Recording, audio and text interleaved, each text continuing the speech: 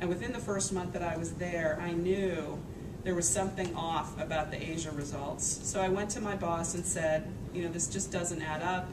The FTEs, the full-time equivalents, don't seem to be right. The expenses are off, the revenue's off. And his response was basically, no, the results are okay, you're just not smart enough to understand them. So my gut was telling me there's something majorly wrong here. If your gut is telling you there's something majorly wrong, especially if it has to do with your money, or if it has to do with somebody else's money, if you're at an employer and your gut tells you there's something majorly wrong, listen to your gut. It will steer you right in 99.9% of the situations. And if it doesn't, the worst thing that will happen is no harm, no foul.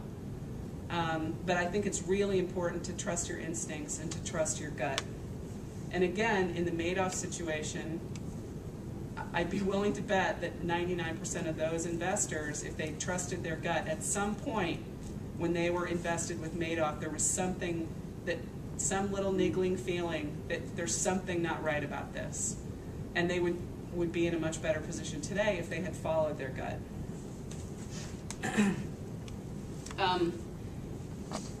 A little personal anecdote in terms of trusting your gut, especially since apparently women use more health care than men do.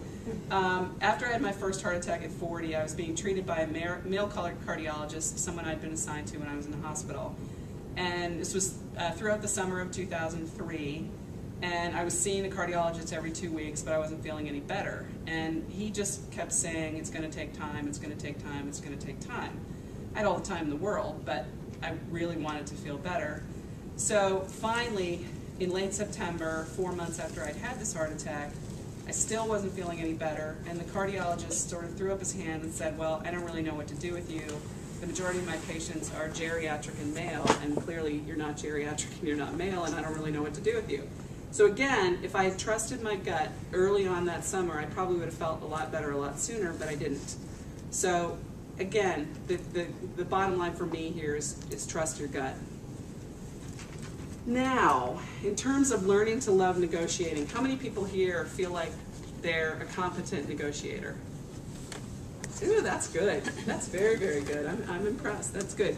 That, to me, is probably the most important skill that I've learned in my 11 years at the Warhol Foundation and in my 25-year career.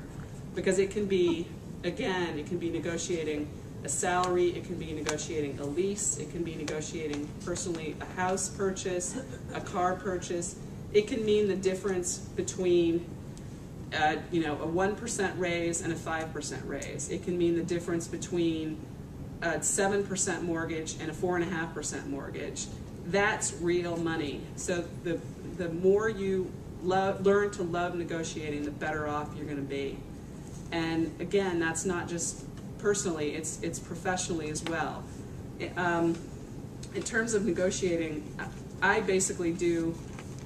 essentially negotiate every day. The foundation sells a lot of art, and my role is on the foundation side. We have 2 sales agents who are commission-based, so it's in their best interest, obviously, to have the prices be as high as possible. It's in the foundation's interest, yeah, to have a high price, but the agent's interest is getting as high a price as possible, and they're willing to sit on stuff, whereas the foundation's interest at this point is to sell as much art as at high a price as the market will bear. But we do want to move the stuff because it costs us about $2.5 million a year for the care and feeding of the collection. So the sooner we get the collection out the door, the sooner we don't spend the $2.5 million, and the sooner that money can be put to work, making grants, earning investment income, and so forth. So with regard to negotiating, you can start small and build. In terms of a personal example, I'd been at the Warhol Foundation for about 5 years and realized that I wasn't able to do a lot of things because I didn't have enough vacation time. So I thought, well, there's got to be a way that I can negotiate this with the president of the foundation. So about the time we were scheduled to get our cost of living increases, I went into his office and said, you know, I really don't want the cost of living. It wasn't that much money. It was, you know, it wasn't really something that was going to make or break for me. But what I really want is additional vacation time. I just bought a house on the Jersey Shore, and I really wanted to be able to spend more time there. So he said, well, come up with a plan and we'll see what we can do. So what I did was I said, all right, the raise is worth X, and that translates to Y number of days. So I went in and said, I'm not going to take the raise, but I want 13 additional days of vacation. He did not blink an eye. He did not say no. He simply said, all right, the only caveat is you can't take it all at one time. Okay, that's fine. So now I have 7 weeks of vacation. Oh my But that's the power of negotiating, because I was prepared for him to say, you can't have 13 days, you can only have 5. And my go-to position, you should have, when you're negotiating, you should have a minimum and a maximum and a go-to. And obviously the reason for the minimum is because you don't want to go below that, or it's not going to be a good deal for you. The go-to is sort of a compromise. It's not sort of, it is a compromise position. The maximum is just, the stars in terms of what you think in any particular negotiation. So for me, the go-to was an additional 8 days. He never went to my go-to. He just said, sure, yeah, whatever, do what you want, do what you want. And that was great.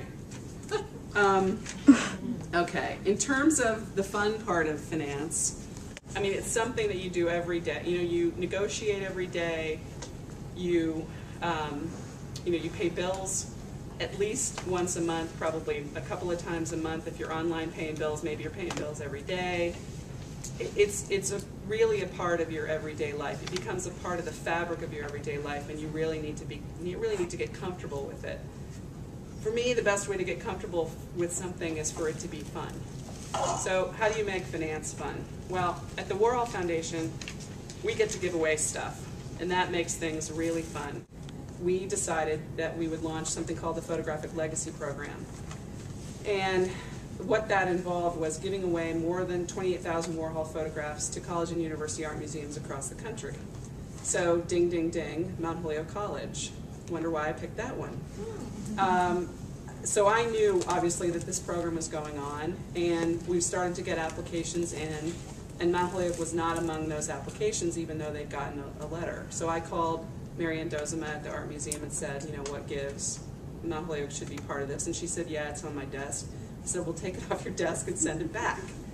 And so she did, and it turned out that because of the way things went, Mount Holyoke ended up with the first gift. And I actually got to deliver that gift personally to the museum. That was very cool and very fun. So figure out ways to make things fun. Professionally, you could do things like that. On a personal basis, in terms of making finance fun, I have an 11-year-old goddaughter who's at a Montessori school in Wilmington, Delaware. And about 2 weeks ago, she and 13 of her classmates and 5 teachers came to New York for a special program at the UN. And so her mom called me up about 6 months ago and said, Ava and the kids are coming to New York, and they've got a couple of nights, and would you be willing to host them at the Warhol Foundation? So I said sure, not knowing whether or not 11-year-olds would be interested at all in the Warhol Foundation. And so they came, and we had a really nice evening, and they asked a lot of really great questions. And now we've introduced a new generation of kids, not only to Warhol, but also to the concept of philanthropy. Because that's one of the things that we talked a lot about that night was, what does it mean to give back? And I think the majority of them in the room were aware of the fact that their parents were philanthropically minded. And some of them were collecting, on Halloween they were collecting for UNICEF. So they sort of got the concept.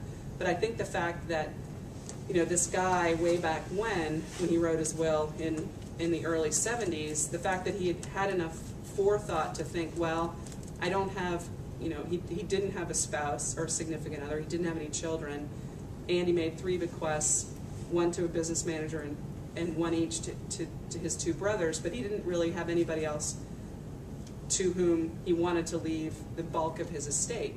And the fact that these kids got the idea that, gee, if, at some point in time, if I have a little money, maybe I can do something like this, and that will not only be my legacy, but it will also allow things to be funded that were important to me when I was around. So that was kind of a cool concept as well. Andrea has asked us to fill in the phrase, I'm successful at my job because, and then I'll stop. I'm successful in my job because I really